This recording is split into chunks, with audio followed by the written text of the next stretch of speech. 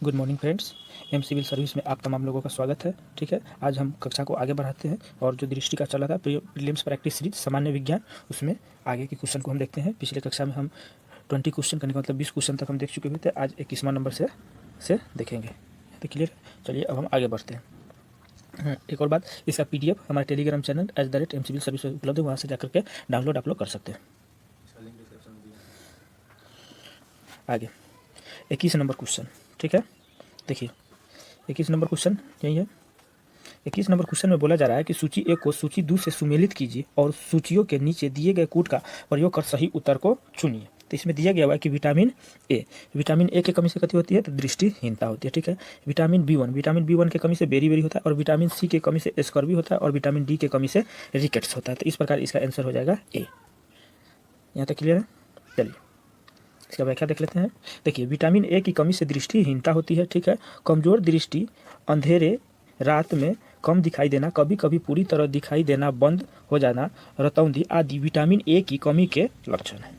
ठीक है, उसके बाद हमारे विटामिन B1 की कमी से बेरी रोग होता है, जिसमें दुर्बल पेशियाँ और काम करने में ऊर्जा की कमी इस रोग के लक्षण है। विटामिन सी की कमी से स्कर्वी रोग होता है, मसूड़े से खून निकलना।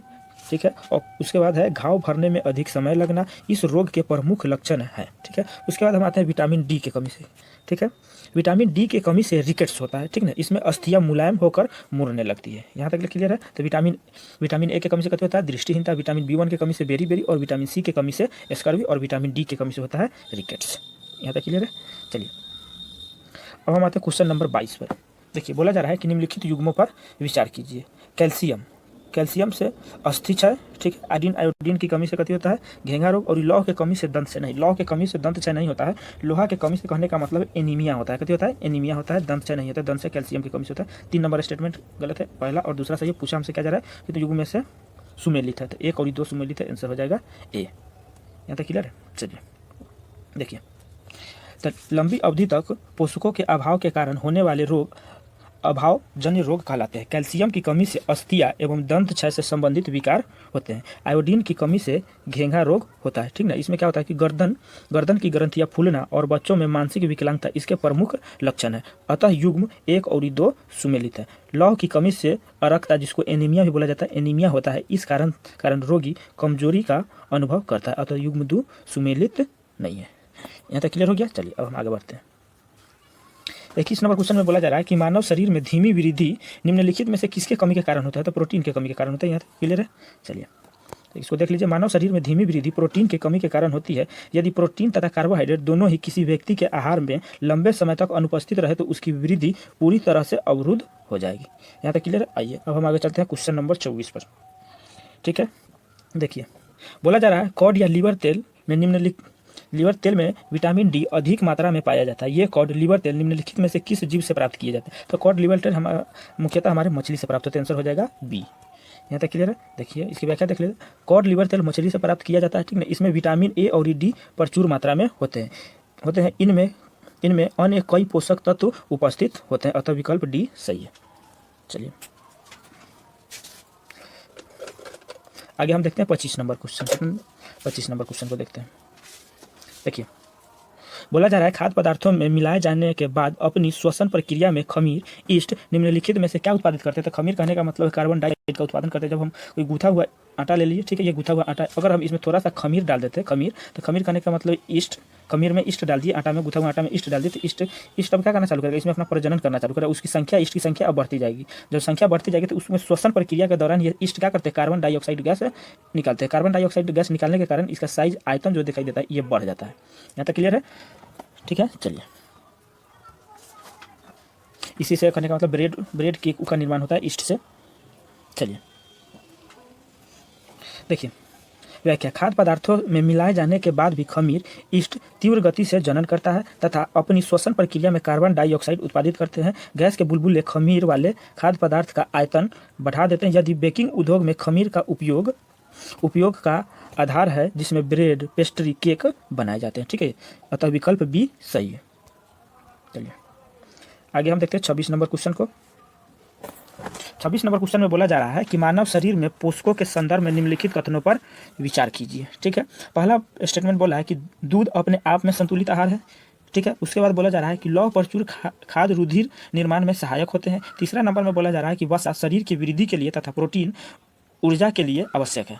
तीसरा नंबर स्टेटमेंट को हम पहले देखते हैं। वसा, देखिए वसा कहने का मतलब फैट शरीर के वृद्धि के लिए नहीं, वसा जो है शरीर के वृद्धि के लिए नहीं बल्कि किसके लिए, ऊर्जा के लिए आवश्यक है। और प्रोटीन जो है शरीर के वृद्धि के लिए। 3 नंबर स्टेटमेंट इसमें गलत है।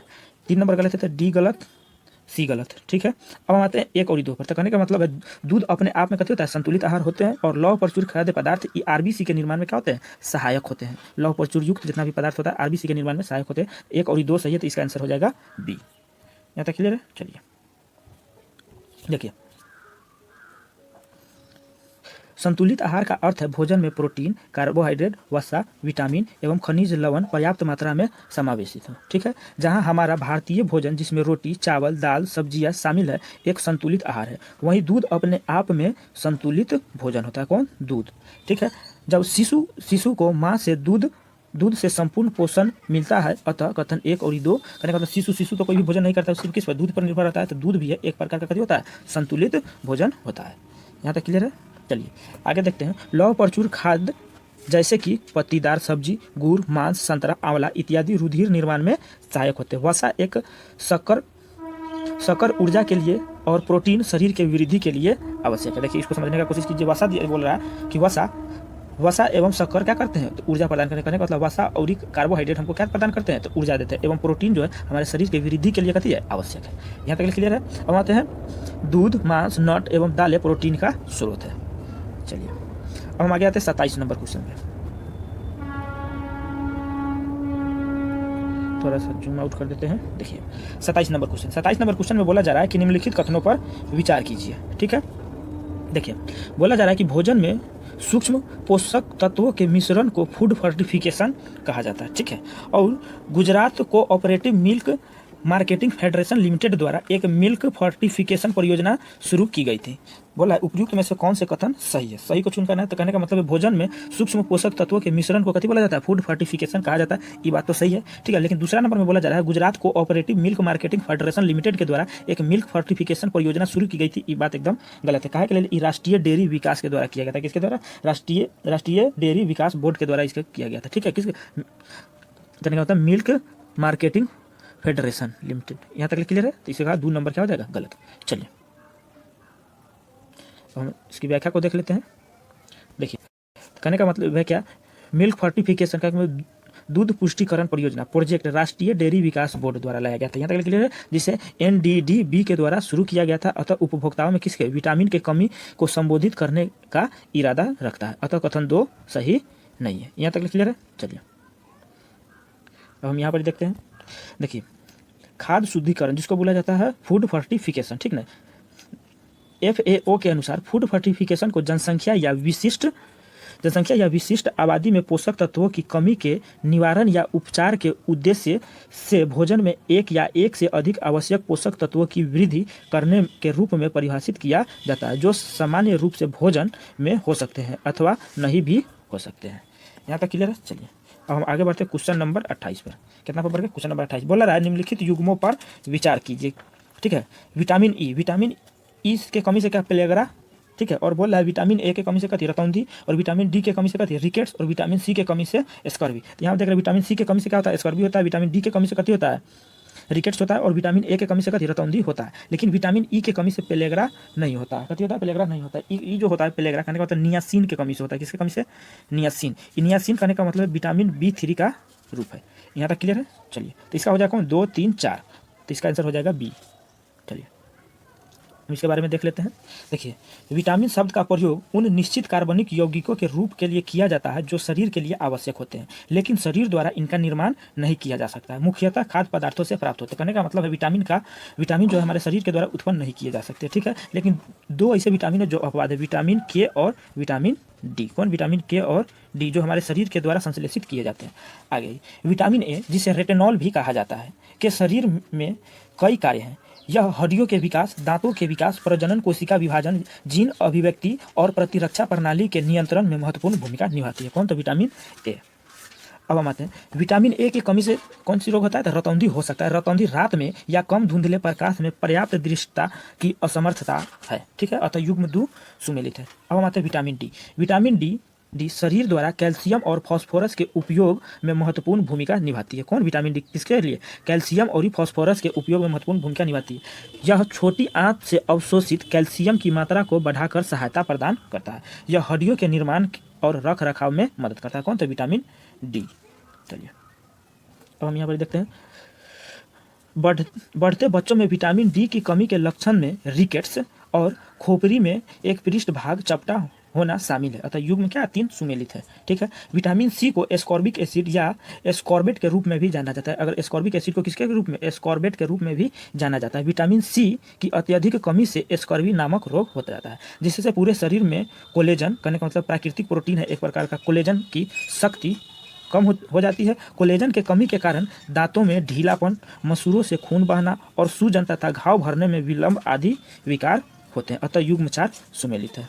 चलिए अब हम आते हैं अगिल का दिया हुआ था पेलेग्रा। पेलेग्रा एक प्रकार का जो रोग है जो किसके कमी से? नियासिन के कमी से होता है और जिसे विटामिन B3 के रूप में भी जाना जाता है। यहाँ तक क्लियर है कि कमी के कारण होता है। यह मनोभ्रंश करने का मतलब है डिमेंटिया और दस्त, डायरिया और त्वचा शोथ जिसको बोला जाता है डर्मेटाइटिस के रूप में प्रकट होता है, इसलिए इसे 3DS के रूप में भी जाना जाता है। चूंकि पेलेग्रा विटामिन ई के कमी से संबंधित नहीं है, अतः कथन युग्म 1 सुमेलित नहीं है।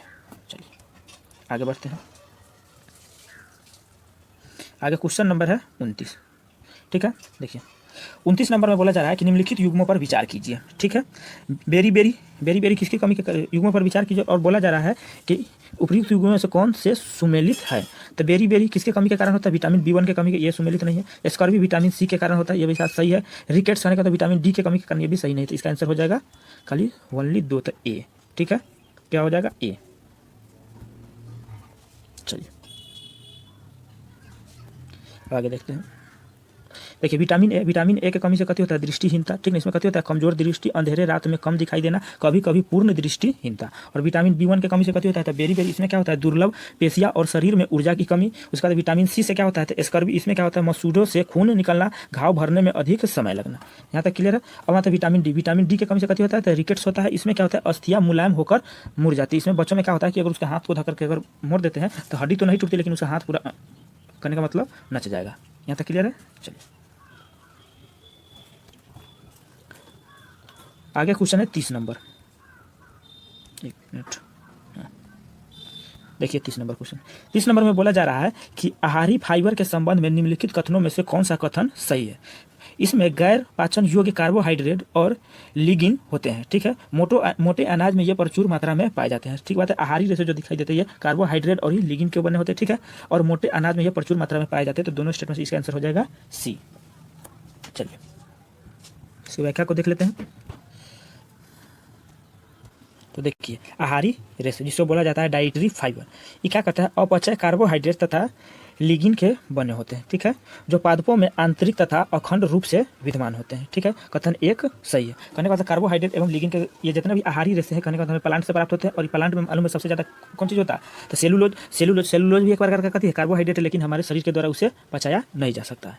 यहाँ तक क्लियर है। चलिए आहारी रेशे फलों, सब्जियां, साबुत अनाज तथा मोटे अनाज में पाए जाते हैं, ठीक है। अतः कथन 2 कथी है? सही है। उसके बाद आते हैं आहारी रेशे पाचन संबंधी स्वास्थ्य तथा आंतों की नियमित गति के लिए क्या है? आवश्यक है। ये कोलेस्ट्रॉल तथा रक्त शर्करा स्तर में सुधार करते हैं तथा इस प्रकार मधुमेह, हृदय रोग तथा आंत कैंसर जैसे रोग से बचने में सहायता प्रदान करते हैं। यहाँ तक क्लियर है। अब हम चलते हैं 31 नंबर क्वेश्चन पर। देखिए बोला जा रहा है कि निम्नलिखित में से कौन से सुमेलित है, ठीक ना। देखिए आयरन के कमी से कथी होता है? रक्त। कैल्शियम किससे संबंधित है? हड्डी से। मैग्नीशियम किससे? क्लोरोफिल, पत्ती में जो फोटोसिंथेसिस करने का प्रकाश संश्लेषण की क्रिया होता है, पता में कथी होता है? मैग्नीशियम। उसके बाद करने का मतलब है तंत्रिका आवेग में कौन रहता है? सोडियम। तंत्रिका कोशिका आप लोग पढ़ेंगे, तंत्रिका कोशिका ऐसे ही नहीं रहता है, एक्सॉन उग्जॉन रहता है, ठीक है, ऐसे रहता है। तो एक तंत्रिका कोशिका से दूसरे तंत्रिका तक करने का मतलब संदेश का आवागमन किसके माध्यम से होता है? तो सोडियम के माध्यम से। यहाँ तक क्लियर है। अब हम आते हैं पहला नंबर बोला जा रहा है फ्लोरीन, कहने का मतलब हड्डी तक। फ्लोरीन जो है हड्डी से संबंधित नहीं है। 1 नंबर क्या है? गलत। अब इसका ऑप्शन देख लेते, जिसमें 2, 3, 4, 5 होगा वही सही होगा। तो देखिए 2 3 4 5 कहने का मतलब ऑप्शन नंबर डी। तो देखिए फ्लोरीन जो है दांत से संबंधित है, किससे संबंधित है? दांत से। देखिए फ्लोरीन किससे संबंधित है? दांत से। आयरन किससे? हीमोग्लोबिन आरबीसी के निर्माण में क्या काम आता है? तो आयरन का। कैल्शियम किससे है? तो हड्डी से। मैग्नीशियम किससे? तो क्लोरोफिल से। और सोडियम और पोटेशियम किससे? तंत्रिका आवेग से। ठीक है, तंत्रिका कोशिका आप लोग पढ़े होंगे, ठीक है। जो तंत्रिका कोशिका एक तंत्रिका से दूसरे तंत्रिका से संदेश का आदान प्रदान किसके माध्यम से होता है? ये सोडियम और पोटेशियम के माध्यम से। चलिए आगे बढ़ते हैं। 32 नंबर क्वेश्चन। 32 नंबर क्वेश्चन में बोले जा रहा है रेशे के संबंध में निम्नलिखित में से कौन से कथन सही है? ठीक है, बोला जा रहा है भोजन में विद्यमान रेशे कार्बोहाइड्रेट का बना होता है। ठीक है, भोजन में मोटे अनाज में रेशे प्रचुर मात्रा में पाया जाता है। चावल में रेशे की सर्वाधिक मात्रा होती है। तो देखिए बोला पहला नंबर स्टेटमेंट में बोला जा रहा है कि भोजन में विद्यमान रेशे कार्बोहाइड्रेट के बने होते हैं। सही बात है, जितना भी रेशे उस कथी के बने होते हैं? कार्बोहाइड्रेट के बने होते हैं। और भोजन में मोटे अनाजों में रेशों की प्रचुरता होती है। ये भी बात सही है कि मोटे अनाज में रेशे की प्रचुरता होती है। ठीक है, और चावल में रेशे की सर्वाधिक मात्रा होती है। ये स्टेटमेंट एकदम गलत है। चावल में सर्वाधिक कथी होता है? कार्बोहाइड्रेट होता है। कथी होता है? कार्बोहाइड्रेट होते हैं। ठीक है, चलिए तो इसका आंसर हो जाएगा कौन? एक और दो का मतलब बी। क्या हो जाएगा? बी। चलिए इसकी व्याख्या को देख लेते हैं। तो देखिए यहाँ पर आहारी रेशे में अपचय कार्बोहाइड्रेट होता है। ठीक है, आहारी रेशे फलें, सब्जियां और पूर्ण अनाज तथा मोटे अनाज में पाए जाते हैं। हमारे पाचन, स्वास्थ्य तथा नियमित मलोत्सर्ग के लिए आहारी रेशे महत्वपूर्ण होते हैं। कहने का मतलब है कि कार्बोहाइड्रेट हमें कथी से प्राप्त होता है? प्लांट से। और प्लांट में सबसे ज़्यादा कथी? प्लांट में क्या होता है? तो सेलुलोज। तो सेलुलोज भी एक प्रकार का कथी है? कार्बोहाइड्रेट है। लेकिन हमारे शरीर के द्वारा इसे डाइजेशन नहीं किया जा सकता है। लेकिन इसका एक काम यह है कि जो बिना पचे हुए भोजन हमारे शरीर में रहते, आमाशय में रहते, उसको बाहर निकालने का काम कौन करते हैं? तो यही आहारी रेशे। ठीक है, चलिए रेशे कोलेस्ट्रॉल तथा ब्लड शुगर स्तर में सुधार कर सकते हैं और मधुमेह, हृदय रोग तथा आंत कैंसर जैसे रोग की रोकथाम में मदद करते हैं। चावल में बहुत ही कम रेशे होते हैं। ठीक है, क्योंकि यह मुख्यतः पाच्य कार्बोहाइड्रेट का बना होता है। अतः कथन 3 गलत है। चलिए अब हम आते हैं 33 नंबर क्वेश्चन पर। देखिए 33 नंबर में बोला जा रहा है निम्नलिखित कथनों पर विचार कीजिए। 1 नंबर में बोला जा रहा है कि कार्बोहाइड्रेट की तुलना में, ठीक है, कार्बोहाइड्रेट की तुलना में वसा कि समान मात्रा में ऊर्जा उत्पन्न करता है। ठीक है, ये बात तो पहले ये गलत है। कार्बोहाइड्रेट की तुलना में वसा समान मात्रा में ऊर्जा उत्पन्न नहीं करता है। वसा अधिक मात्रा में क्या करती है? ऊर्जा उत्पन्न करती है। ठीक है, प्रोटीन शरीर की वृद्धि के लिए आवश्यक है, ये सही है। ठीक ना, विटामिन शरीर के रोग से रक्षा करता है, ये भी बात सही है। तो इसका पूछ क्या रहा है? तो निम्नलिखित में से कौन से सही है? तो सही हो जाएगा कौन? 2 और 3। तो 2 और 3 करने का मतलब सी नंबर सही हो गया। चलिए देखिए तो देख लेते हैं। हमारे भोजन में शामिल कार्बोहाइड्रेट, प्रोटीन, वसा, विटामिन और खनिज लवण मुख्य पोषक तत्व है जो कि हमारे शरीर की वृद्धि के साथ साथ रोग से भी रक्षा करते हैं। जबकि कार्बोहाइड्रेट की तुलना में वसा की समान मात्रा अधिक ऊर्जा प्रदान करती है। अतः कथन 1 गलत है, जबकि 2 और 3 सही है। चलिए आगे हम देखते हैं 34 नंबर क्वेश्चन को। ठीक है, देखिए 34 नंबर में बोला जा रहा है कि आधुनिक विज्ञान में प्रोटियोमिक्स, कथी बोला? प्रोटियोमिक्स की उपयोगिता के संदर्भ में निम्नलिखित कथनों पर विचार कीजिए। ठीक है, तो देखिए इससे क्या होता है कि पोषण स्तर का अध्ययन किया जाता है। ठीक है, कैंसर रोग को समझना, इसमें भी मदद मिलता है। और पौधों में आनुवांशिक भिन्नता का पता लगता है, इसे यही से लगता है। उसके बाद विभिन्न रोगों के विरुद्ध नई दवाइयाँ का निर्माण करने में भी इसका उपयोग किया जाता है। ठीक है, तो इस प्रकार इसका आंसर हो जाएगा डी। यहाँ तक क्लियर है? चलिए अब हम देखते हैं प्रोटियोमिक्स के अंतर्गत मानव शरीर में पाए जाने वाले प्रोटीन की विभिन्न अवस्थाओं का एक ही समय में तीव्र गति से विश्लेषण किया जाता है। ठीक है, तथा इस कोशिकाओं में प्रोटीन की अंतः स्थिति, उनके परस्पर संबंधों का मानचित्र तैयार किया जाता है।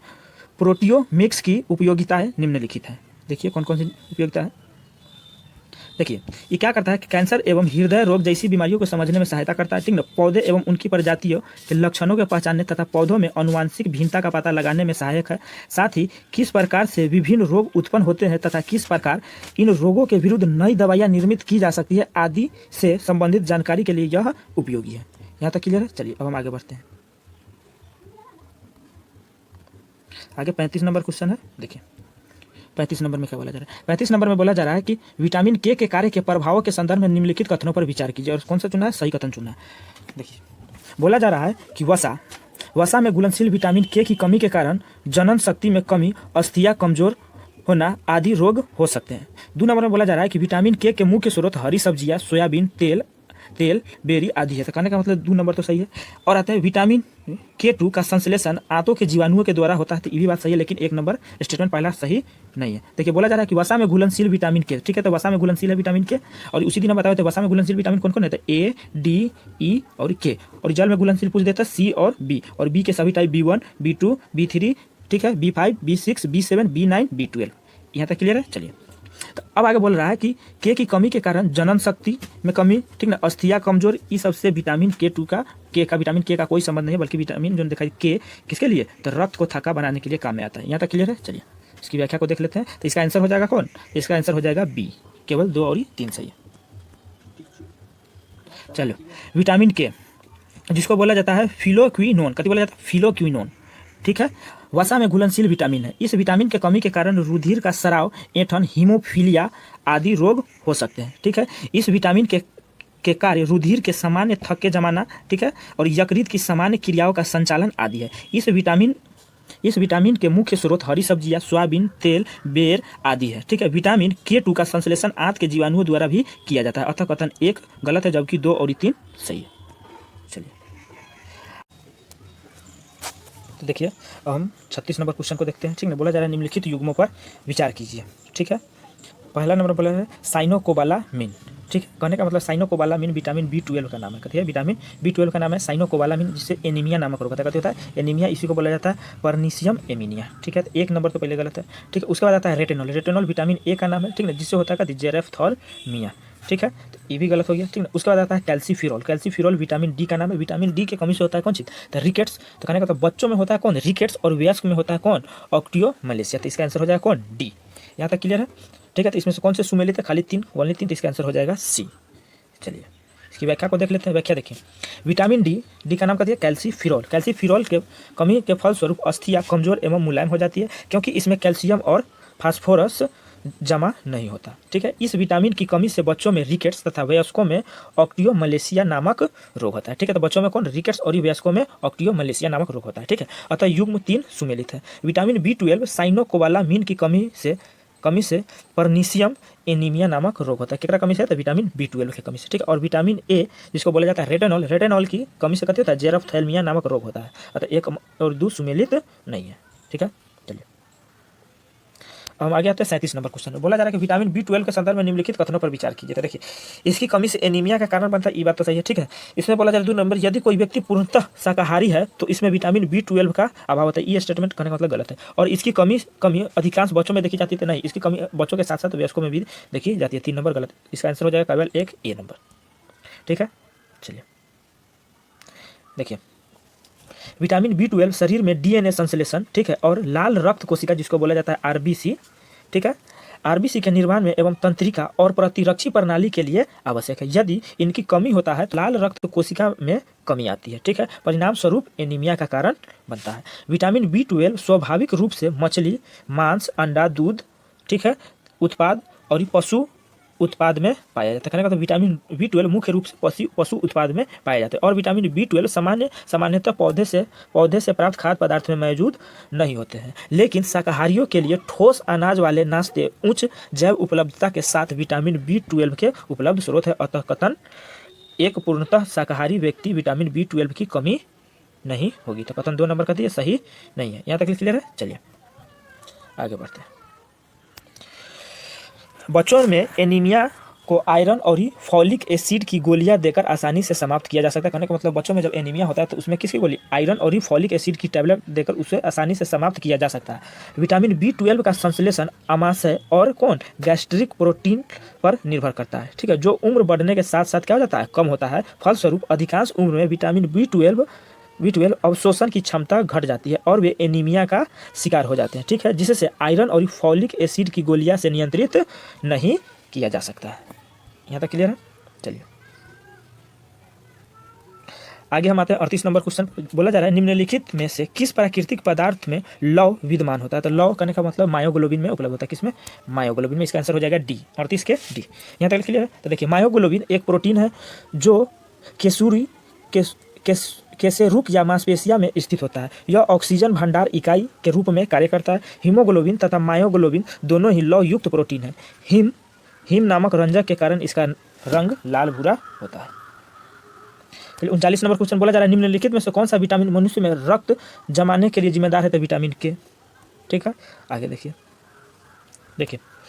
रुधिर का थक्का जमाने के जमना एक जटिल प्रक्रिया है। ठीक है, सामान्यतः रुधिर वाहिनियों में नहीं जमता, परंतु जब क्षतिग्रस्त रुधिर वाहिनियां से रक्त बहने लगता है तो उसमें उपस्थित प्लेटलेट्स, जिसको बोला जाता है थ्रोम्बोप्लास्टिन नामक रक्त स्राव करती है। ठीक है, थ्रोम्बोप्लास्टिन एक कैल्शियम की उपस्थिति में रुधिर में उपस्थित प्रोथ्रोम्बिन नामक पदार्थ है, थ्रोम्बिन में परिवर्तित हो जाता है। ठीक है, कहने का मतलब है प्रोथ्रोम्बिन किस में परिवर्तित हो जाता है? थ्रोम्बिन में परिवर्तित हो जाता है। थ्रोम्बिन प्लाज्मा में उपस्थित फाइब्रोजिन को उत्प्रेरित करता है और उसे फाइब्रिन नामक अघुलनशील तंतुओं में बदल देता है। ये तंतु एक जल बनाते हैं जिसमें रुधिर कणिकाएं फंस जाती है और रक्त का थक्का बन जाता है। यहाँ तक क्लियर है? चलिए आगे देखते हैं।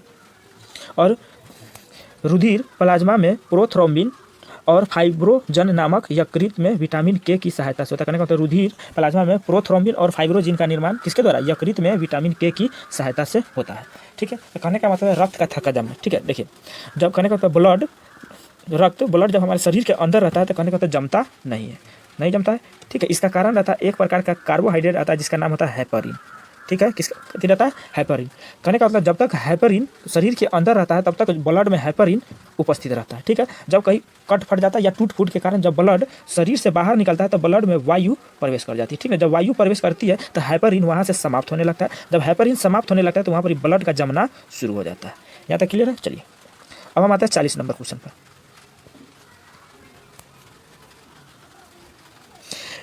नीचे दो कथन दिए गए जिनमें से एक को कथन एक और दूसरे को कथन आर कहा जाता है। कथन एक, सुक्रोज की अपेक्षा प्रतीप शर्करा अधिक मधुर होती है। ये बात तो सही है, सुक्रोज की अपेक्षा प्रतीप शर्करा कहती होती है अधिक मधुर होती है। और प्रतीप शर्करा को सुक्रोज के जल अपघटन से प्राप्त किया जाता है। ये भी बात सही है। कहने का मतलब प्रतीप शर्करा को किसके से? सुक्रोज के जल के अपघटन से प्राप्त किया जाता है। ठीक है, बोला है कि नीचे दिए गए कूट में सही चुनिए। ठीक है, एक नंबर में बोला जा रहा है ए और आर दोनों सही है, आर ए का व्याख्या करता है, तब आर जो है ए का व्याख्या नहीं कर रहा है। ठीक है, और ए और आर दोनों सही है किंतु आर ए का सही व्याख्या नहीं करता, तो इसका आंसर हो जाएगा बी।